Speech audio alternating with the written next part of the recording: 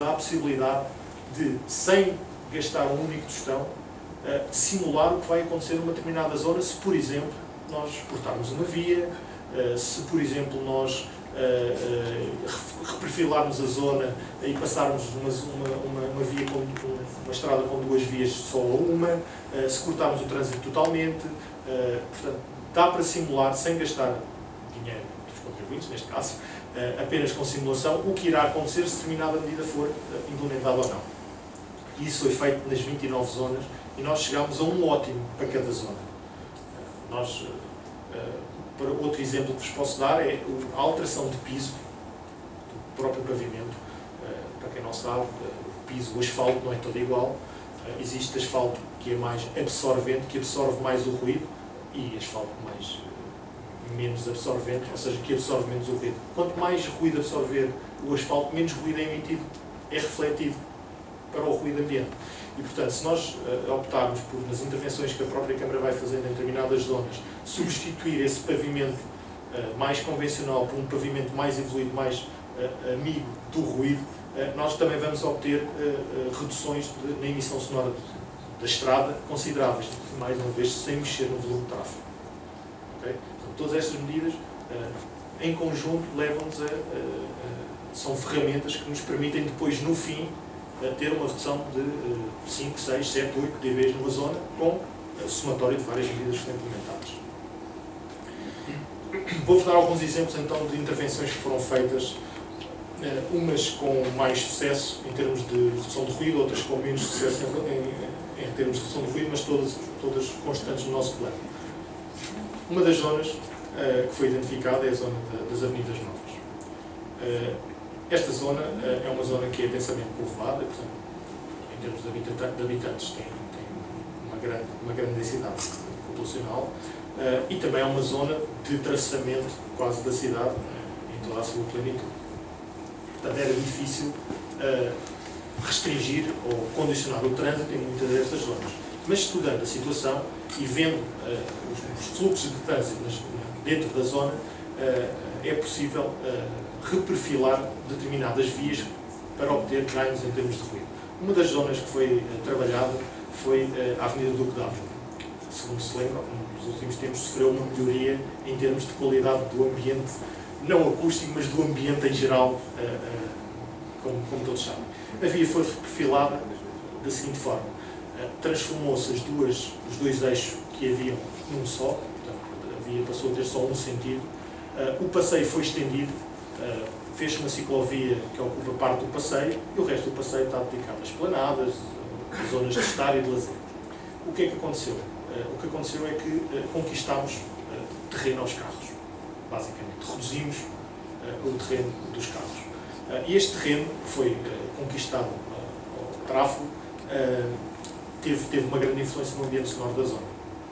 Para vos dar uma ideia, nós obtivemos com esta medida, nesta avenida, uma redução de cerca de 50% dos habitantes expostos a valores de LDN, portanto, superiores a 70 dB. Portanto, 70 dB estamos a falar, mais uma vez, de valores bastante elevados. Conseguimos uma redução de 50%. E o que aconteceu foi suprimir uma via e dar espaço às pessoas. À noite, a redução foi um bocadinho mais pequena, porque os níveis de ruído também são mais reduzidos. 38% de redução. E estes 50% durante o dia, durante as 24 horas do dia, e 38% durante a noite, foram feitos então à custa do reperfilamento da via e a colocação do piso absorvente na via. O que é que aconteceu nesta zona em específico? O que aconteceu com a supressão da via, num dos sentidos, foi que ela deixou de ser utilizada basicamente por metade dos carros logo ali.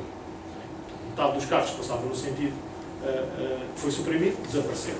É claro que essa metade não desapareceu simplesmente e foi subcarregar outras vias.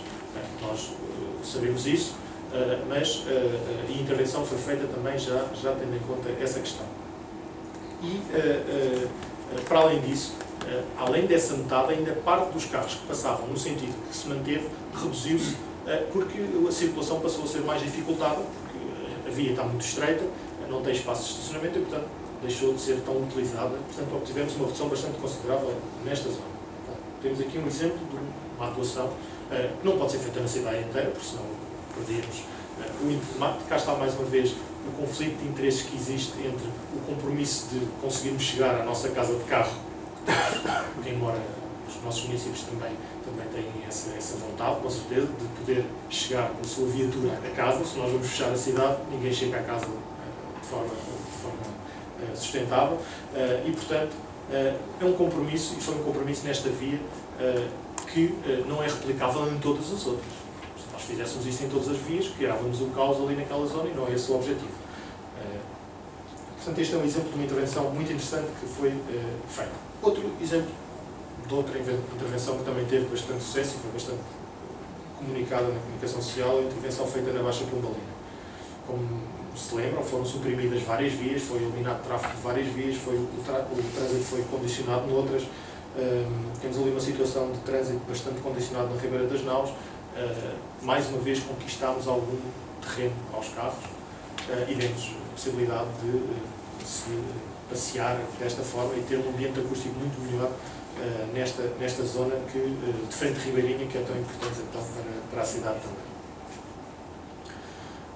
Em termos da Baixa Pombalina, estes são os dados acústicos da intervenção que foi feita. Nós obtivemos reduções de 5 a 10 decibéis nos níveis de exposição. Mais uma vez estamos a falar de 5 a 10 decibéis. 10 decibéis é reduzir a fonte a 10 vezes. Por isso é que aquele slide é tão importante. Nós percebemos que uma redução de 10 decibéis não se consegue de uma forma simples. Têm que ser medidas complexas e não se consegue em todo o lado. Se nós tirássemos os carros da cidade, claro que conseguimos, mas aí havia mais uma vez aquele conflito de interesses que eu falo. Portanto, redução de 10 decibéis em determinadas locais. Na Rua da Prata, por exemplo, na Rua do Ouro, estamos a falar de uma redução de entre 4 decibéis, no Rossio também uma redução bastante considerável. Portanto, de um lado vocês têm o que era antes da intervenção e do outro lado o que era depois. Mais uma vez, esta intervenção foi simulada com a carta de ruído e foi prevista, esta situação foi prevista mesmo antes da intervenção estar feita. Nós, quando a obra foi feita, nós já sabíamos, já esperávamos esta redução e ela foi confirmada depois com medições depois da intervenção feita. Dados acústicos dão uma redução de 5 a 10 decibéis. Outra intervenção que está prevista no plano de ação, a Avenida Lusíada. A Avenida Lusíada, há uns tempos, há uns anos atrás, não era uma fonte problemática, que não existia, e neste momento é uma das principais fontes de ruído, principalmente para as pessoas que lá moram à volta, que há bastantes prédios, temos um hospital, portanto, temos várias reclamações de ruído de habitantes da Avenida Lusíada. Portanto, a Avenida Lusíada foi mais uma das vias que nós decidimos intervir no plano de ação. Neste caso, no bairro da Palma de Baixo, foi prevista uma barreira acústica, talvez não se veja muito bem, mas do lado direito tem uma barreira acústica que acompanha a Avenida Lusíada e acompanha também a entrada no Eixo Norte-Sul. O Eixo Norte-Sul foi intervencionado há uns anos pelas Estradas de Portugal e já tem barreiras acústicas em toda a extensão, mas as ligações para fora do eixo, que já são competência da Câmara, não têm essas barreiras. E esta barreira complementa a barreira que já existe no Eixo Norte-Sul, portanto, ali circundando ali o bairro da Palma de Baixo. Outra intervenção diferente das duas anteriores e que também permite reduções dos níveis de ruído, essencialmente nos prédios que estão mais virados, com as fachadas expostas a níveis de ruído mais elevados, mais virados, neste caso, para a entrada do Eixo Norte-Sul e para a própria Avenida Lusíada. Outra das zonas que também nos traz bastantes problemas e bastantes reclamações, a segunda circular. A segunda circular é uma zona que já foi estudada há alguns anos e que já tinha previstas várias intervenções, e neste caso intervenções bastante, umas mais, outras menos complexas, mas que permitissem no seu todo, mais uma vez, e não mexendo na categoria da via, não fomos por aí ainda no plano de ação, não descategorizando a via, o plano de ação era e é um plano muito real. Nós optámos por não ser muito radicais, porque se entrássemos em grandes radicalismos, tínhamos uma grande probabilidade do plano nunca ser implementado, dar origem a muita discussão e nunca ser implementado. Então, optámos por medidas simples e eficazes, se assim quiserem. Portanto, o que é que prevemos para a segunda circular, em termos de plano de ação? Se ela se mantiver com a categoria que tem, portanto, uma via de de atravessamento da cidade. O que é que prevemos? A colocação de barreiras acústicas com características absorventes em situações, em locais específicos. Estava fora de questão por barreira ao longo de toda a segunda circular, porque é desnecessário. Para além de não ser possível a implementação em alguns casos. Em alguns casos as barreiras não são eficientes e nós temos muitas solicitações de barreiras em que temos que responder às pessoas que no caso em específico não é eficiente. Nós fazemos esse estudo e conseguimos provar, sem gastar um único tostão, que a barreira não é eficiente. Portanto, não cabe na cabeça de ninguém ir gastar dinheiro, porque normalmente as pessoas, quando têm um problema, dirigem-se à Câmara, escrevem cartas, e nós tentamos sempre responder de uma forma que seja sustentável e que damos respostas de todo o tipo.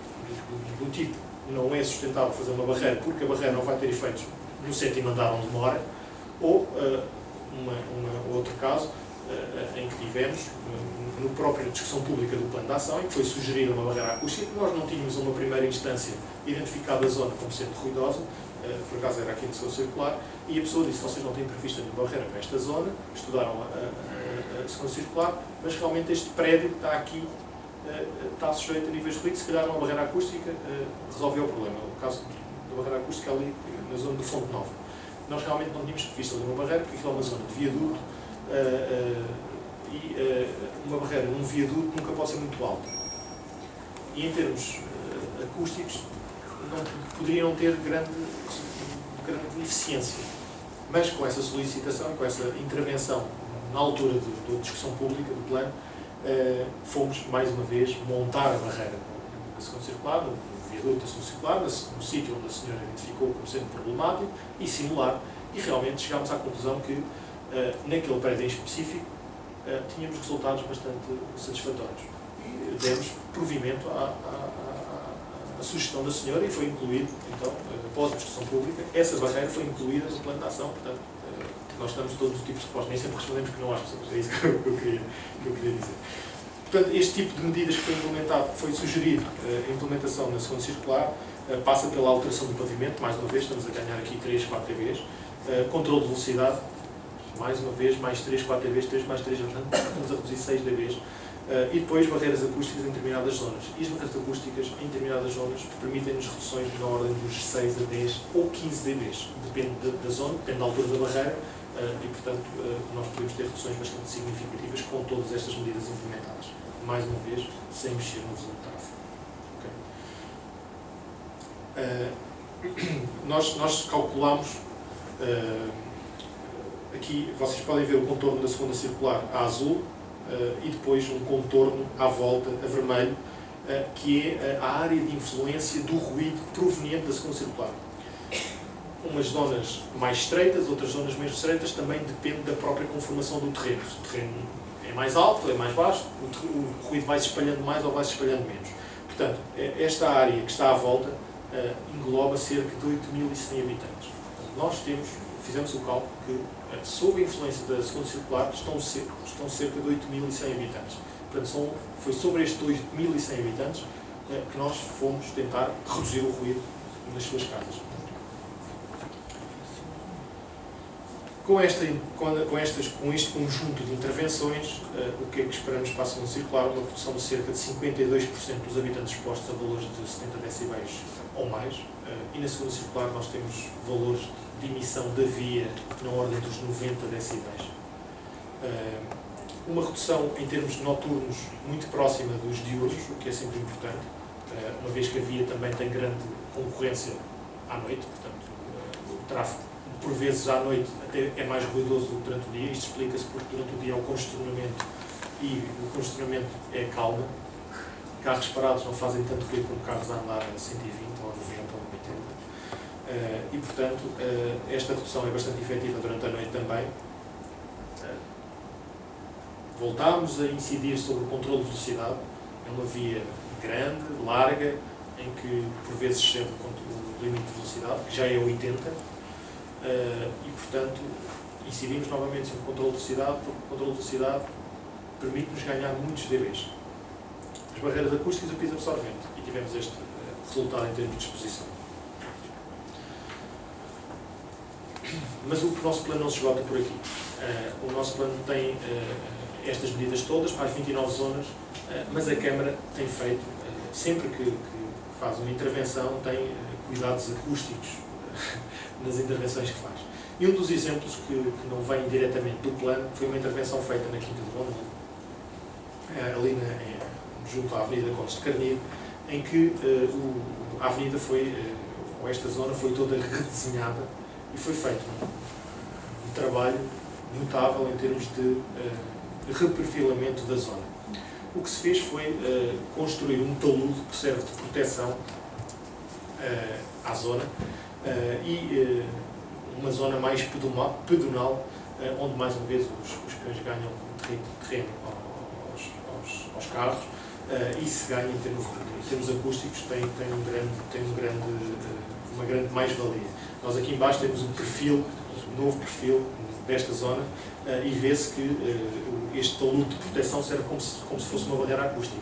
Portanto, é uma barreira ao ruído, que impede que o ruído da própria Avenida Condes de Carneiro penetre dentro da zona e se espalhe dentro dela. E, portanto, este reperfilamento, mais uma vez, foi feito para esta zona em específico, foi bastante interessante, foi um trabalho muito interessante levado a cabo também pela Câmara.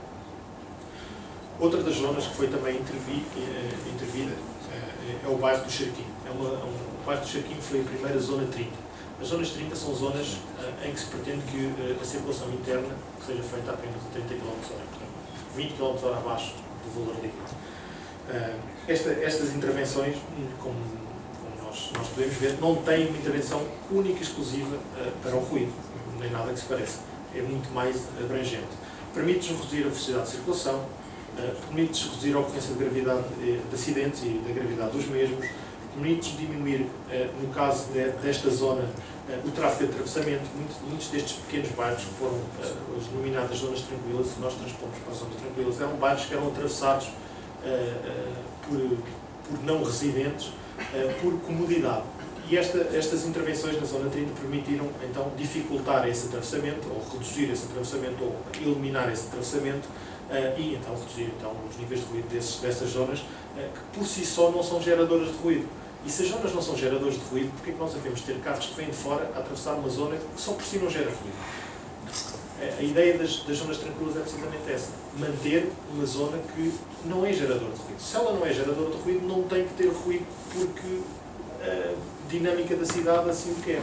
Então nós tentámos isolar esses pequenos bairros, essas pequenas situações, para que então pudéssemos melhorar nestes casos e aumentar o estacionamento para residentes. Portanto, foi uma intervenção que não teve só a ver com ruído. Estou quase a finalizar e resta-me falar de uma situação que também tem sido tratada pela Câmara, que são as zonas de diversão noturna. As zonas de diversão noturna são focos de ruído incontestáveis para os habitantes da zona e para quem mora nas suas imediações. Mas a Câmara também tem tido algumas intervenções nessas áreas, nomeadamente em zonas que são críticas em relação a este ruído mais transitório. Não acontece durante todo o dia, acontece apenas numa parte do dia e devido então a atividades que lá se desenvolvem, neste caso bares, discotecas e estabelecimentos afins. E o que é que a Câmara tem feito em relação a isso? A Câmara tem intervido essencialmente pela limitação do horário de funcionamento. Nós não queremos uma cidade onde só haja habitantes, também queremos ter uma cidade onde também haja visitantes, mas não queremos que esses visitantes interfiram com a vida dos nossos habitantes. Isso então estamos a ter duas atuações diferentes. Então, o que é que a Câmara fez? Para além de fomentar, numa certa altura, estas zonas, depois deparou-se com este problema e decidimos intervir radicalmente então nestas zonas. O bairro Alto já tem uma limitação de horário há bastante tempo, em termos de horário de funcionamento. Nós temos um regulamento de horários na Câmara que está agora a ser revisto e que vai sofrer um upgrade novamente daqui a pouco tempo. Mas o bairro Alto, desde há alguns anos, já tem uns horários diferenciados do resto da cidade. Porquê? Porque realmente a atividade no bairro Alto é bastante considerável. e chegou-se à conclusão que era incompatível a atividade que lá existia com os moradores, então tentou-se ao máximo de limitar o horário de funcionamento dos estabelecimentos para que também o ruído seja controlado dessa forma. O mesmo aconteceu com a zona que foi revitalizada do Caixo de Dré de Santos e Bica. Era uma zona que estava degradada e agora não está tanto, mas também sofreu um bocadinho com estas evoluções. E estas evoluções levaram a que se disseminasse uma série de estabelecimentos, um bocadinho ao início de uma forma mais descontrolada, mas agora está a ser bastante controlado em termos de horário de funcionamento, em termos de próprio licenciamento do estabelecimento e, portanto, tentou-se revitalizar uma zona, a coisa sempre corre bem, pronto, é verdade, mas tentámos logo que identificava essa lacuna em termos de funcionamento de horário dos estabelecimentos, dos próprios estabelecimentos, intervir de uma forma incisiva sobre os estabelecimentos e foram recentemente cortados novamente horários nestas zonas, porque realmente, mais uma vez, a cidade não pode viver só de quem cá mora, temos que ter visitantes, mas os visitantes não podem interferir na vida dos que cá moram. E, portanto, o nosso trabalho não se esgota, vai-se sempre renovando. E, portanto, estas intervenções que foram feitas e que estão a ser feitas no Caixo de Dré, no Santos e em Bica, com os vistorias aos estabelecimentos, com a adequação dos estabelecimentos à zona onde estão inseridos, com a adequação do funcionamento dos estabelecimentos, com a implementação de métodos de controle que para nós já são avançados. Nós temos medidas bastante restritivas para a emissão sonora nestes estabelecimentos, acima de determinada hora, portanto, acima de um determinado horário que consideramos ser ideal para estes estabelecimentos encerrarem, e, portanto, todo este trabalho está a ser feito em conjugação com tudo o que eu tenho feito, tudo o que eu vos tenho mostrado na apresentação. Resta-me agradecer a vossa presença aqui e disponibilizar-me para vos responder a todas as questões que tiverem, a todas as perguntas que tiverem para fazer.